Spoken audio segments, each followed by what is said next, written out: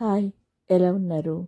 ఈరోజు మీకు మంచి స్పైసీగా టేస్టీగా ఉండే చికెన్ దమ్ బిర్యానీ చేసి చూపిస్తా. సేమ్ రెస్టారెంట్లో ఎలా ఉంటుందో అలా ఉంటుంది. ఒక్కసారి ట్రై చేయండి. ముందుగా చికెన్ తీసుకుని దానిలో బిర్యానీ స్పైసెస్, కర్డు, అల్లం వెల్లుల్లి పేస్టు, ఫ్రైడ్ ఆనియన్స్, ధనియాల పొడి, జీలకర్ర పొడి, గరం మసాలా, సాల్టు, కారం, నిమ్మకాయ, పుదీనా, కొత్తిమీర, కొంచెం ఆయిల్ పోసి అన్నీ బాగా కలిసేటట్టు కలుపుకొని ఒక 1 అవర్ పక్కన పెట్టుకోండి. ఇప్పుడు ఒక కడాయి తీసుకుని దానిలో ఆయిల్ పోసి వేడైన తర్వాత కరివేపాకు వేయండి. దానిలో ఉల్లిపాయలు వేసి కొంచెం వేగిన తర్వాత పచ్చిమిర్చి కూడా వేసి బాగా వేగనివ్వండి. బాగా వేగిపోయిన తర్వాత టమాటా వేసి టమాటాలు మగ్గే వరకు వేపుకోండి. ఇప్పుడు ఇందులో మనం మ్యారినేట్ చేసి పెట్టిన చికెన్ వేసి బాగా కలుపుకొని మూత పెట్టి ఒక 5 నిమిషాలు ఉడకనివ్వండి. చూసారా, మన చికెన్ ఆల్మోస్ట్ ఆల్ 50% ఉడికింది.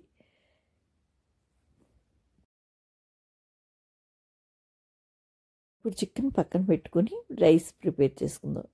రైస్కి తగ్గ వాటర్ తీసుకుని అందులో నెయ్యి,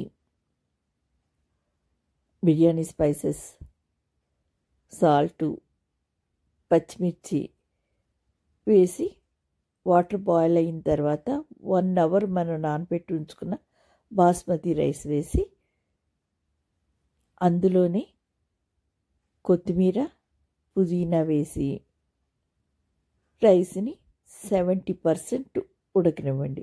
70% ఉడకడం అంటే చిన్న పలుకు ఉంటుందండి, మనం చూస్తే తెలిసిపోతుంది. ఆ 70% వరకు మనకు కుక్ అయితే సరిపోతుంది. చూడండి, రైసు మనకు తెలుస్తుంది కుక్ అయినట్టు. ఇంతే, 70% కుక్ అయిపోయిందండి మన రైసు. ఇప్పుడు రైస్ తీసి పక్కన పెట్టుకుందాం. ఇప్పుడు చికెన్ కడాయి స్టవ్ మీద పెట్టి పుదీనా, కొత్తిమీర వేసుకుని ఒక్కసారి కలుపుకుని దీనిలో రైస్ని వేసేయండి. జాగ్రత్తగా వేయండి, అస్సలు రైస్ని ప్రెస్ చేయొద్దు, జస్ట్ పేర్చినట్టు వేయండి. ఇప్పుడు దీని మీద లెమన్ జ్యూస్ వేసుకోండి.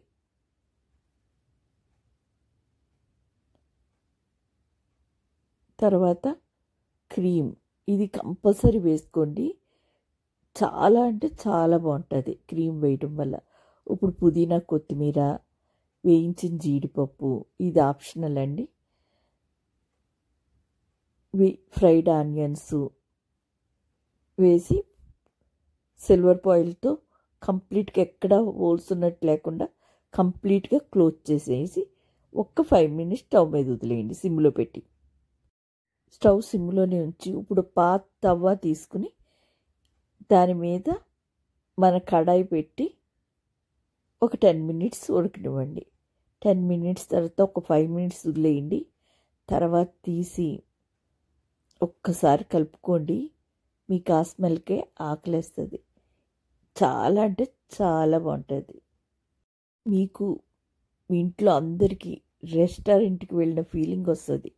ఒక్కసారి నేను చేసినట్టు ట్రై చేయండి. మీకు ఎలా వచ్చిందో కామెంట్ చేయండి. Thank you. నచ్చితే లైక్ చేయండి, షేర్ చేయండి, సబ్స్క్రైబ్ చేసుకోండి.